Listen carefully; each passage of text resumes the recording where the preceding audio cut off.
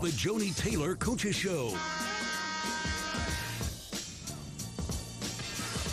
And hi again, everybody. Welcome out to Rudy's Barbecue. We're on Harvey Road tonight in College Station for the Joni Taylor Radio Show. I'm Steve Miller. Great to be with you tonight. If you're out and about, swing on by. Enjoy the convenient mediums that are located right outside of Rudy's Barbecue, and be careful as you come on in. We've got a couple of seats left for you here. We're having a good time. We've got some of our regulars and a few crazy new people that have joined us, and there's even a little surprise here for Joni when she gets here, sitting up here. That are you anonymous that left that? No. Nope, you actually did sign it. So Robin has left a gift up here. All right, how about the Aggies? 5-1 overall, and the champions of the Cal tournament. What a great weekend it was. Despite being in Berkeley for Thanksgiving, it was still a great weekend because the Aggies went 2-0, beating Winthrop 84-32, and then beating the host Cal 65-51. Really great outing. It was the first true road game win of the Joni Taylor era here, and the first for A&M since, you got to go back to February of 21 to find that when they won at Alabama during that time. The Janiah Barker ended up scoring 10 or more points for the fifth time this season and for the fifth consecutive game.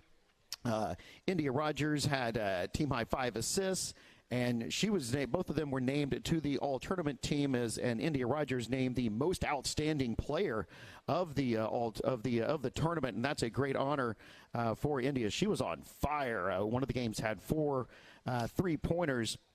That was against Winthrop. She ended up find the Winthrop one here. Against Winthrop, she was 6 of 8 shooting, 4 of 5 from long range, 16 points, 6 assists, 3 steals. And then against Cal, India had 10 points, 5 assists, 3 rebounds, and a steal. And again, was named the tournament's most outstanding player. So 2 good wins there for the Aggies. The next game will be this Thursday at Wake Forest as part of the ACC-SEC Challenge. And that game is going to start at 8 o'clock Central Time. 8 o'clock Central Time. So what that is Eastern Time, right? So we'll ask Joni about playing at 9 o'clock local time come this Thursday. You can listen on the A&M Sports Network. Locally, that'll be Zone 1150, or you can watch it on the ACC Network. And then on Sunday, big day for Texas A&M basketball. We're going to host Kansas at 1 o'clock. Coach Gary Blair is going to be recognized at halftime to recognize his induction into the Naismith Hall of Fame. And you can listen here on the A&M Sports Network. Locally, that'll be 1620 WTAW, or watch it on the SEC Network. A couple of things planned, a real big day planned for Sunday. It's one of those phone the neighbors sort of day. Game starts at 1 o'clock. It'll be Youth Sunday Fun Day, which means if you buy an adult GA ticket at the window, you can bring 4 kids in for free. Pretty great deal there. There's also an availability for A&M faculty and staff to grab 2 free tickets, and we've got a ton of those already claimed. So it's going to be great to have a great crowd out there. We've also got a special family combo ticket package, and this is really aimed at our families or anybody that wants to that needs 4 tickets. You get 4 tickets, 4 hot dogs, 4 drinks for $28, but you need to do that before you go to sleep tonight in order to get that done. That seems to be the special there. And again, we also have our flex packs available, which allows you in women's basketball to choose any 4 games this season and create your own ticket package. We're going to have a great atmosphere, and the halftime is going to be right at the beginning of halftime. We'll be recognizing Coach Gary Blair. Then as we look ahead to Wednesday of December the 6th, that'll be our elementary school day. We've got over 5,000 elementary school kids planning to come, so much so that we're going to be opening up the second deck in Reed Arena for the elementary school day. So it's going to be loud and proud in there next Wednesday, and that'll be against Lamar at 11 a.m. So a couple of back-to-back home games coming up after probably one of our longest stretches away from Reed Arena this season, and it's in recent memories. So we've got that going on. Coming up on the show, we'll have assistant coach Rodney Hill joining us. Solè Williams will be here. And then buckle up, Sahara Jones returns to the Joni Taylor Radio Show. I don't know what's going to happen there, and neither does anyone else. So be ready for that, and they'll be here. Joni will be too. Practice wrap it up, and they should be here in just a moment. We're live at Rudy's Barbecue. It's the Joni Taylor Radio Show from Learfield.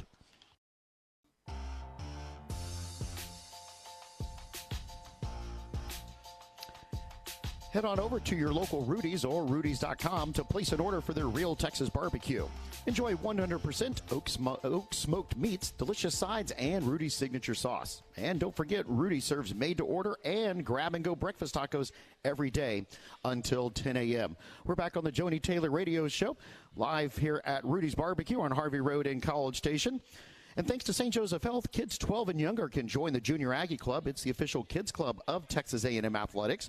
Junior Aggie Club members get free ticket benefits to Aggie athletic events, a member swag box with exclusive youth gear, and lots of fun. To sign up your little ag today, visit junioraggieclub.com. We are just moments away from Joni joining us. We will look back at the Cal game, where we ended up with three players in double-digit scoring in that game. A&M won 65-51. Jediah Barker with 10 points. Lauren Ware had 11 points, and India Rogers had 10. We mentioned about India making the all-tournament team and being chosen as the most outstanding player. Jediah Barker also on that all-tournament team. And it was a great tournament victory and quite the celebration. And we're joined now by the head coach of the Aggies, Joni Taylor. Hi. And what a tremendous weekend. And the celebration was contagious. I described it contagious. How would you describe after the game against Cal? Super excitement. Our team was really excited. So obviously, with about a little under a minute, we kind of know we're going to win the game, and they still are executing and doing all the things. And then when it gets to about 13 seconds left, the bench just kind of gets going, and they kind of get going. And so as the clock is expiring, I'm walking down the bench, and I'm saying, hey, act like you've been here before, right? Act like you've been here. We're going to go down. We're going to shake Cal's hands. This is their tournament. They're on their home court. And I'm pretty calm. And Janiah and KK look at me, and they're like, but we haven't been here before. And I was like, fair enough. So it was good, honestly, for them to say that to me in the moment, because I am very much next thing, check the box. And I need to sometimes stop and realize, this is a first for them. That was our first true road win. 2 wins on the road was the first time we'd done that since we've been here. And so I needed them to tell me to kind of stop and smell the roses. But just a lot of fun, a lot of excitement. I got a shower in the locker room. I got doused with water. I'm sure you guys have seen the videos of that. It was very, very cold, but I just enjoyed it. And it was a really, really cool moment. Really, really happy for our team. Has that happened to you before in the locker room? It has. One time at Georgia, we beat number 2 NC State on the road at NC State, and it happened then, yeah. It's a little extra special to win on the road. That was the game that you wanted. That was the reason to go out there, and you get it. But to get the win, extra meaningful there. Yeah, and Cal was undefeated, right? And they had just come off of their own road swing where they had beat Auburn. And Auburn's, obviously an SEC team who's talented and good, and so we knew we were going to have our hands full. We told them, we're going to have to take this. They're not going to give it to you. This is their tournament. We're on their home floor. You're going to have to go take it. And our players just had a really resilient, relentless mentality, starting with Winthrop and then moving into Cal. So I was really pleased with the growth steps that we took. So the Winthrop game is the Winthrop game. You win by 50-something points. Great. That's what it is. How did you feel that the team transitioned from the Winthrop game into the Cal game the very next day? Well, it started that night. So after we played Winthrop and beat them, we go back to the hotel, they eat, they shower, probably take naps, and then we meet at 7:30 in the film room. So the players have a chance to go back and shower and relax. Flip, Rodney Hill and I, we get back to the hotel, and we are heads together, talking about Cal. Obviously he's had a week or two to look at Cal, but this is my first time really laying eyes on him. That's how quick the turnaround is. And so he had a great game plan, and so it was just a matter of presenting it to our players later that night, and they were bought in from the very beginning. number one of Cal's best players, Suarez, played at Tennessee. So our team was familiar with her from that. And then you just watch a few clips and it gets their attention right away. Their backs, kind of sit up. And so I thought they were really locked in. And we just talked about the mental prep. We've got an hour now to watch film and to learn our scouting report. And then we're going to have an hour practice tomorrow. And that's it. That's all we have. And we've got to put in some tweaks for this game. So we tweaked things offensively. We tweaked things defensively. And our challenge to them was, when we see you on Saturday morning, you can't be memorizing your scouting report. Like sometimes when we get to shoot around, they act like they're stretching, but they're really looking at their scouting report, to stall a little bit because they know we're going to quiz them on the scouting report. And so I told them, I was like, you got to have your mind free on Saturday because we're going to put in new stuff on offense. We're going to do different things on defense we haven't done. And so your mind needs to be free to learn that. If you're still trying to memorize the scouting report, you're going to be behind. And if you're behind, you can't play. And so I thought they did a really good job. So we look at the Cal game, go out there and it's you're trailing them. It's a lot of mouthing going on out there. Very chippy little game. What were you doing to get it back tied at halftime? Trying to box out. Yeah. We got out rebounded. That was the one area that wasn't a highlight for us. They just crashed the glass offensively and rebounded. And every time we cut the lead or we took the lead, they shot a three. So it was 34-34 at halftime, and 28 of Cal's 34 points in the first half came from threes and second chance points. So offensive rebounds and threes. That's 28 of their 34.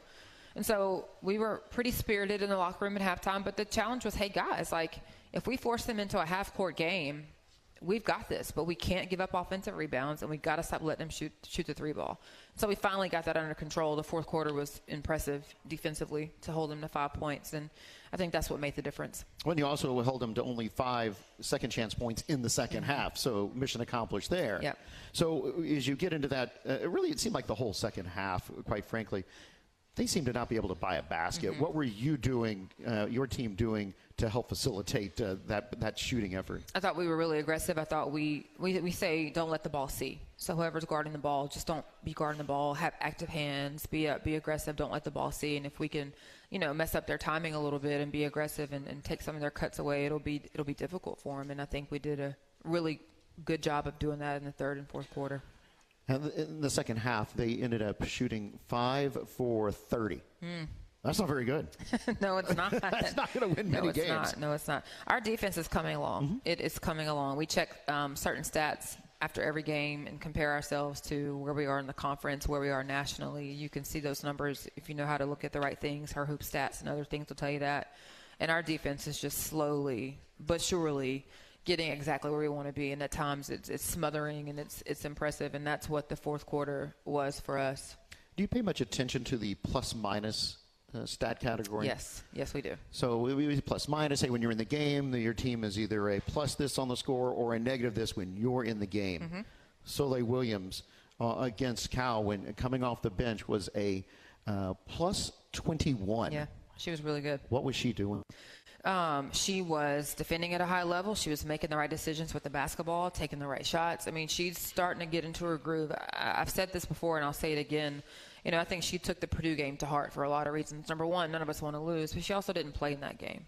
And that was hard for her. She's never probably sat the bench for a whole game and not played. She'll tell you herself when she comes up here. And you could tell that the next day when we showed up to practice, she just had a different mentality. Not that she was ever bad before, but she can do more, and she's doing more, and she did more in practice the 2 days after that Purdue game, and she played well at Houston Christian, and it's just continued to carry over. So as long as she's going out and practicing and competing at a high level, it's going to carry over to games. What did you guys do for Thanksgiving? You didn't play, so what did you do for Thanksgiving? We woke up and had study hall. Well, that's a load of fun right on there. On Thanksgiving Day. We had breakfast, and before study hall, we watched the men play. So, obviously, being on the West Coast, the men played around 9 o'clock our time, so we watched the men play. Then they had some study hall to do. Yes, they did on Thanksgiving. And then we went and got a workout in with Coach Yo in the weight room. So, we did some lifting and some conditioning on the treadmill just to kind of be active and move around. And then we came back and went to the movies. So we went to see the Marvels. I couldn't tell you much about it. I'm not a Marvel person at all. So it was hard for me to follow. very hard for me to follow. I have no idea. Meredith Mitchell, our director of business operations, has watched every single one of them. So I'll just always sit next to her, and I know it wears her out because I don't talk during movies, but during Marvel movies, the 2 or 3 that I've seen, I'm always asking her questions because people pop up that you don't know, and there's like, they were here 3 movies ago, and I can't follow it. So we went to do that, and then came back and had a Thanksgiving meal together. You know, sometimes it's difficult when you're playing in tournaments to take a break with your family who was there. Were you able to spend a few minutes with them during the trip? I did. I actually went over that Thursday, to be exact. I went over early. Wish has just come out, for those of you who have. Did you see Wish 2, Elizabeth? It was okay. Okay. We got a so-so. We got a so-so from Elizabeth. So I went over early with the kids and Darius to see Wish, and then they left, and then I stayed and went with the team. So I spent some time with them then. And then for me, it's really, I see him in the morning at breakfast, and I see him a little bit after the game, and that's it. I'm pretty locked into preparing and scouting and getting ready for the next game. Shout out to Darius Taylor and his parents for holding him down. They took him to the museum and all types of things, and I just kind of saw him in the morning and kissed him at night. We could definitely hear them cheering for the Ags during the game. They were invested, for sure. They were totally invested. Shifting gears here, as it's quick turnaround and staying on the road, if you will. ACC SEC challenges this Thursday at Wake Forest, playing 9 o'clock local time. That seems really late. And not to be some, last game in the tournament, I'm going to have to change my sleep schedule that day because, by 9:30, 10, I'm getting a little, and I wake up at 4. So I'm going to have to sleep in that day and probably take a couple naps during the day as well to be able to be ready for a 9 o'clock tip time. But I'm excited about it. I'm excited to... We're actually, if you look at Cal and then Wake Forest on Thursday, then we come home and play Kansas on Sunday. That's 3 Power 5s back to back to back. And I'm excited about that opportunity, that challenge, the strain it's going to put on us mentally and physically. We need to feel that. And while not playing at 9 o'clock, it's not something that I'm super excited about. However, in the SEC tournament, we may get an 8 o'clock draw. Very well could be. So let's go, right? Just like that's assuming it's on time. Correct. And so I think all of these situations just prepare us for anything we might see in the tournament. So bring it on. Yeah, and these teams, especially Wake and Kansas coming up, they're pretty hungry. Yes, absolutely. So Wake is similar to us, and they have a coach who's their second year there. And so you can tell as you watch film, they're a team who's trying to figure out the system, and they're getting better every single time they play. They've got some talented individuals who are streaky. They could go 0 for 10 or they can go 10 for 10. It just depends on the night and if they see the first one go through the hole. So we've got to do a really good job defensively of making it hard for them and not giving them anything easy. This is also the first year of the ACC SEC Challenge, and there's a lot of talking and chirping about who's the best conference, right? Is it the Big 12? Is it the Big 10? Is it the ACC? We know it's the SEC, and so they're going to have a lot of pride, again, in competing and playing on their home court. The men left today going to Virginia for their ACC challenge. So I'm excited about getting that started. We used to have a challenge with the Big 12. That ended, and now we're picking it up with the ACC. But what a great opportunity in front of us. And just to clarify, you don't get to pick who you're playing. No, we don't. So the conference offices get together, and they try to pair you. They have them in tiers, like Tier 1, Tier 2, Tier 3, Tier 4. And they try to take, like, the top 4 teams, your Tier 1.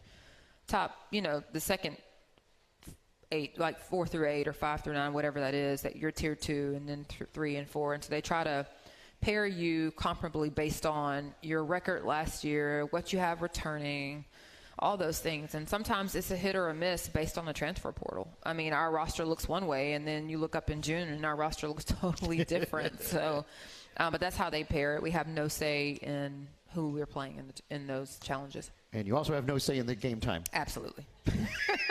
That is just, you're assigned, this is where you go, and this is when you're going to play. Yes. All right, coming up on the show, we'll have assistant coach Rodney Hill. We have Solè Williams, Sahara Jones. Buckle up for all of that. We're live from Rudy's Barbecue. It's the Joni Taylor Radio Show from Learfield.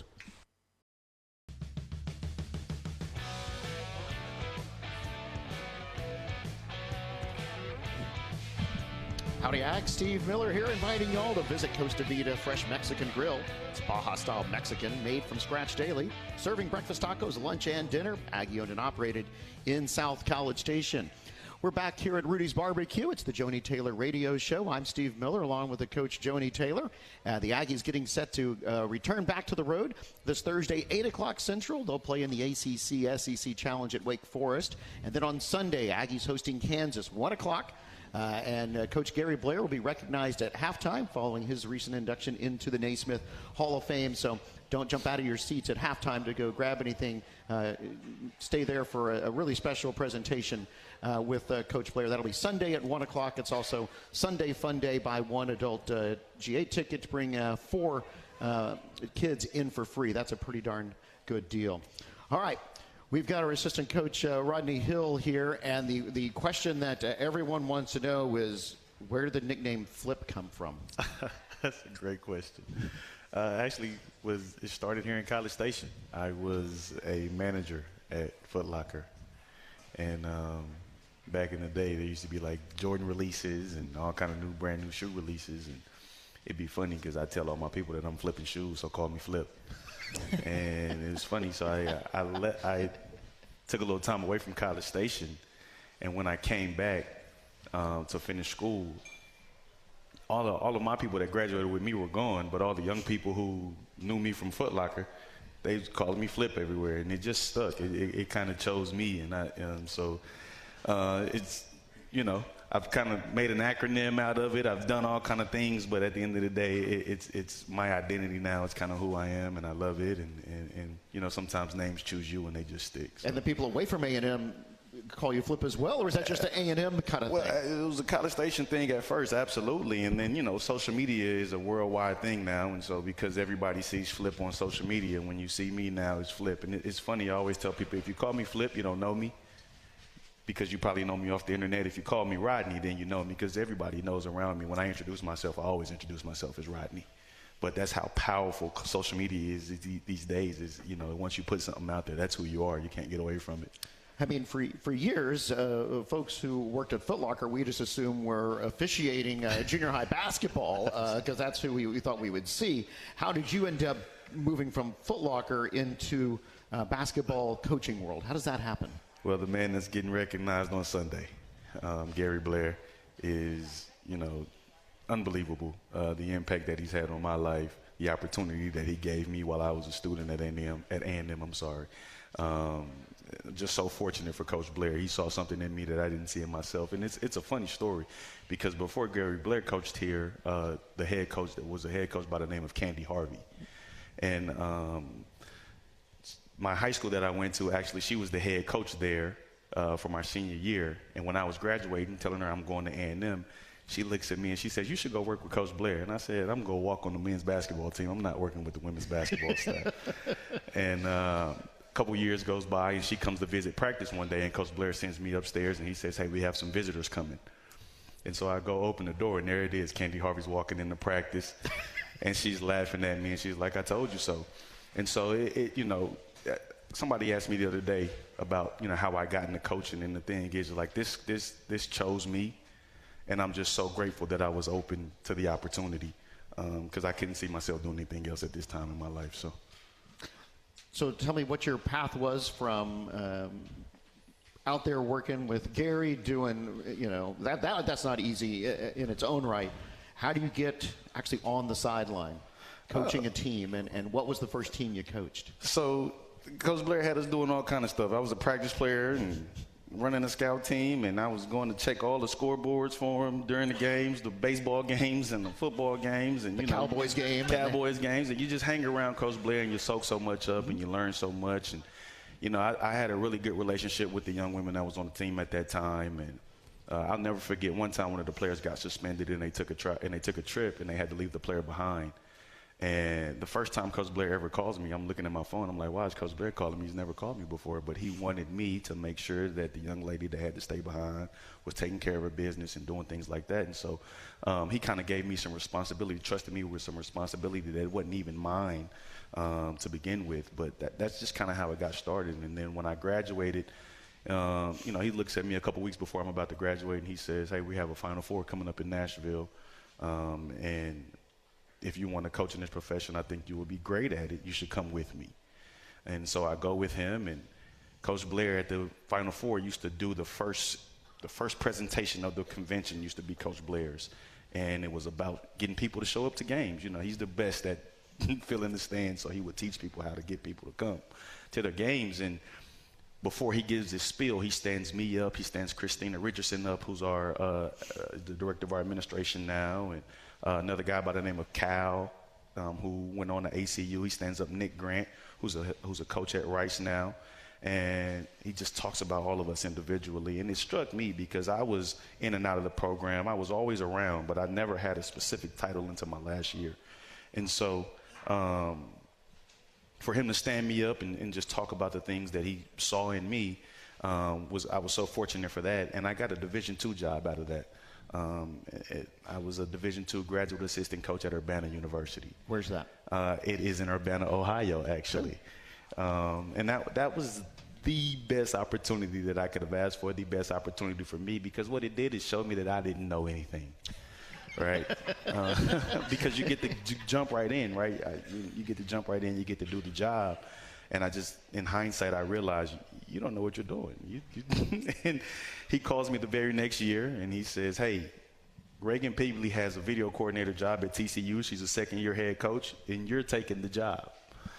And so I moved to Texas, and I took that job. And from there, Texas State, which was an amazing opportunity. In between Texas State and TCU, that was the Dallas Wings' first year in Dallas. And so they came to practice a couple times at TCU, and they saw something in me as well, and they asked me to work with them that summer. So between TCU and Texas State, I got to work in the WNBA for a summer, and that was amazing. Got to learn so much and soak so much up there. And then from Texas State, got out of the business for a little bit. I started coaching club basketball, and I think that was the best thing that I've ever done to get me to where I am today, because when you're not heavily recruited as a player, and I wasn't recruited as a player, and most of the coaches that are in the business, they've been recruited. They've played college basketball. And so for me to go to the club side, I got to see the ins and outs of how this thing really works, right? And we know, like everybody says all the time, recruiting is the lifeline. Like recruiting is the blood. Like if you don't recruit, you're not going to sustain. And so to get on that side of the business and really develop relationships. And now it's funny because a lot of the people that, we're recruiting these days, the coaches and the parents, a lot of coaches, the relationship they have with them is player coach or coach and, club coach. And mine is, that's my friend, right? And so now that relationship carries over to my job now because the trust is already built. They know me as a person. And so that, in hindsight, getting out of the business, I didn't know it would be the best thing for me, but it was. And now coming back, all of those relationships are helping me. And last year, TCU, and then back at A&M. And, so grateful to be back here. It's funny, I would tell people all the time that I would be here, and you can't see it. And I tell people all the time, you have to believe it before you see it. And so just so grateful to be here now. Joni, what'd you believe in him? So when I first accepted the job, a week later, we had to go out on the road recruiting. Happened really fast. And so we were at an event in April, and I was in Dallas at a showcase, and Rodney walks up to me, and he introduces himself, tells me he's an A&M graduate, just kind of gives me a little brief timeline. He said, listen, whatever you need, let me know. I've followed you. I know who you are. I'm excited for you. You guys are going to do great things. If there's anything I can do, let me know. He said, I work for TCU, but I'm an Aggie first. Got it. And so from that moment on, when we would see each other on the road, we just talked. And I just chatted him up, wanted to get a feel for who he was as a person, watched him pretty closely, and we just honestly spent this whole year just watching from afar. Reagan Peebly is a friend of mine. We're on several committees together. I trust her judgment in terms of who she hires and who she's around. And when we were talking about people in Texas and talking to AAU coaches and high school coaches, Rodney's name just continued to come up. And every time TCU was on TV, I'm watching the interactions on the sidelines and just his interactions with the players. And so when Katherine Graham, we knew she was getting married and we knew she possibly was going to leave. Her now husband, fiance at the time, is also a basketball coach. And so, I just kind of always had Rodney in my back pocket, and when the opportunity came for us to get him here, he trusted us in that process, and we were very transparent, had some conversations, and here we are.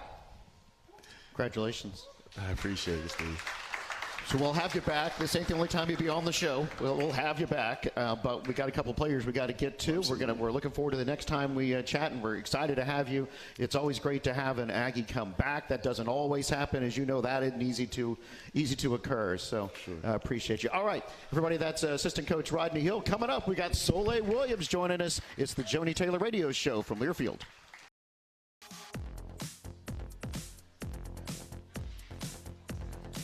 Texas Farm Bureau Insurance wants to give you a VIP Aggie basketball fan experience this year. Go to 12thman.com/maroon contest and register.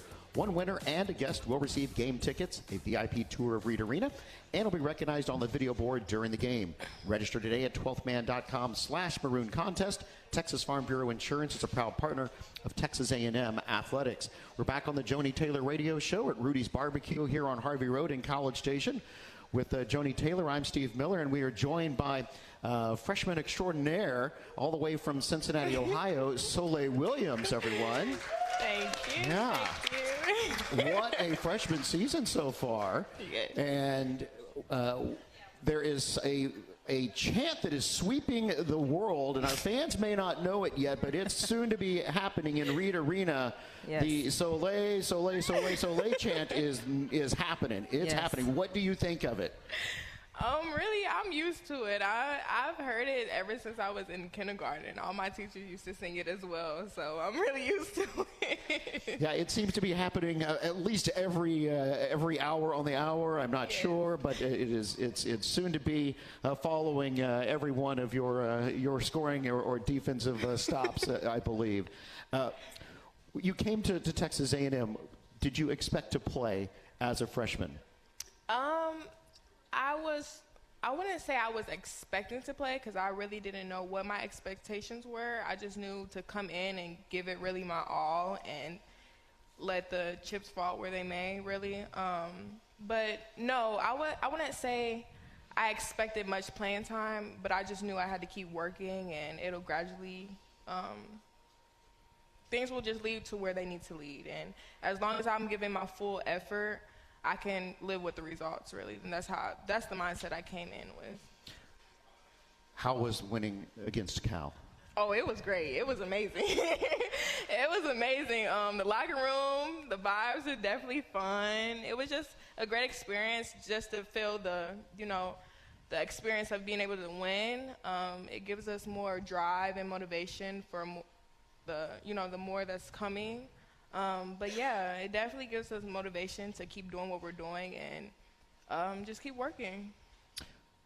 We've put Thanksgiving in the rearview mirror. Christmas is upon us. Do you have any Christmas wishes that you would like to share? I asked my parents for a car. That's what I really wanted. That's more than what Sahara got up here and said last year.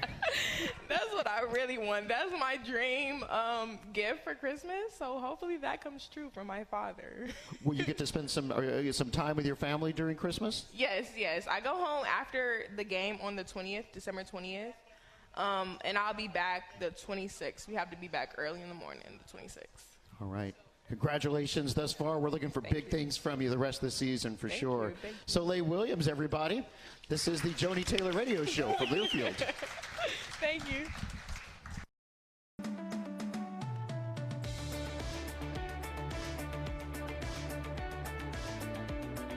We're back on the Joni Taylor Radio Show. We are live from Rudy's Barbecue. We're here each and every Tuesday night.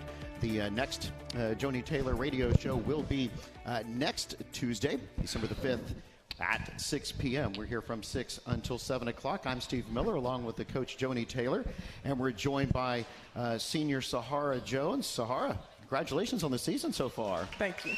Yeah, scoring in double digits, 3 out of the 6 games so far, starting every game. What else can you contribute to this team this year? Yeah, there we go. My rebounding, because I get in trouble every game for not going to go rebound on the offensive side. It's not the defensive side, it's always offense, to go rebound the old boards. and boxing the other players out, because for some odd reason, Joni always puts me with the girls who can jump and who always want to just move around. So I have to find a way to box them out and keep them off the boards as well. Well, I mean, you do have 14 offensive boards and 16 defensive boards. Right. I think I'm doing pretty good. Oh, okay. Joni, how's she doing? She could do more. Oh, that's what I thought. It's good to know. What's different for you this season compared to last season with Joni as your coach? Higher expectations than last year. This is like a bad game show. We got people answering for you.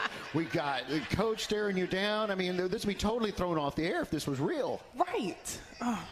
But I think the expectations are higher for me. Of course, last year I was kind of a little lackadaisical, I would say.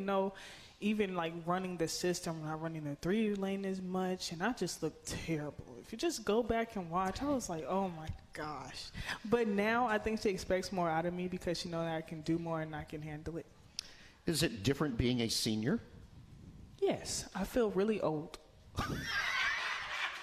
You don't seem to play old. Right. You seem to play young and vibrant, right? And fast. I look you're fast fast out there. Yeah.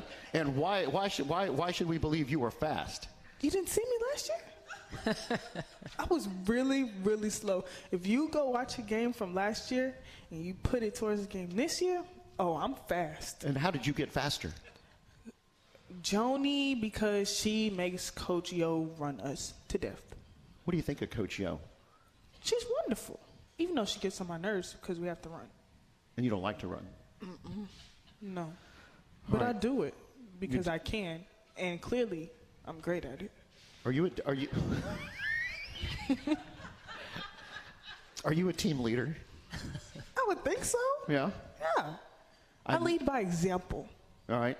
Tell me what's up with Blueprint. Anything brewing with that group right now? We just had a couple of events not too long ago. Right now, we're not doing anything because, of course, we just came back from Thanksgiving, but we always get a little break in between, so we're off right now. But Blueprint is really great. We just got some new faces. Wade is new on there. Wade Taylor, if you know him, on the men's basketball team. He helps us out a lot, of course. He has great ideas. So we just had an event. What was it? I forgot. Oh, Pumpkins for Peace. So basically, we got some people come down, paint some pumpkins, and there was also Mental Health Awareness Week, I believe, or month. So we just went down there, got some people to paint some pumpkins, and we talked about mental health awareness. For those who don't know, Blueprint stands for Black Leaders Who Undertake Excellence. Yes, and I'm the president now. That's congratulations. Thank you. Did you have to sprint against anyone to get that nomination, or was it just a vote? I really did. So before she left, it was Whitley who was in charge of our organization, and I put in to be president. I had to go up against Malia, my teammate, of course, and my other friend on the soccer team, Micaiah, and of course I won, per usual. All right, so I don't know if we're going to get you back on the show before Christmas, and we're still recovering from your visit last pre-Christmas. Right. I assume you brought a list? Of course. Can you share what your needs are for this Christmas? Oh, I got it down this time. Okay, what you got? So, last year I asked for Beats headphones, but now I want the Apple ones. Why? Because they look cute. Oh. Yeah. Then I want a new iPad because mine is too old. These to get up to date. You can't be living back in the olden days. No. So I need a new iPad. That's so last year. So last year. Yeah. Really bad. And then I want some New Balances, the Black Phantom New Balances. Oh. They're really nice and they tear off and everything. They're real cute. I want those two. And do we need things that tear off that easily? Yes. Like you can just rip them off. It looks really cool. If I had the picture, it's on my phone, but it's not looking. Okay. You know what I mean? Yeah, looks good on the radio. Yeah. And then what else do I want? Money and jewelry. Oh, just straight up cash? Yeah. Like my aunts and uncles, they don't ask me for what I want. Just give me some cash, and I'll figure it out from there. And do you accept that in any certain forms? Is that Venmo? Cash App, Venmo, PayPal, Zelle, whatever they want, I got it. Okay. They don't have to worry about me. Well, at least you have a list. Yes. All right. Well, we wish you the very best, and we're anxious to find out how that works out. You are our favorite guest on the show. I figured. And so, as you would expect, right? Nothing less. All right, Sahara Jones, everyone. We're live from Rudy's Barbecue. It's the Joni Taylor Radio Show from Learfield.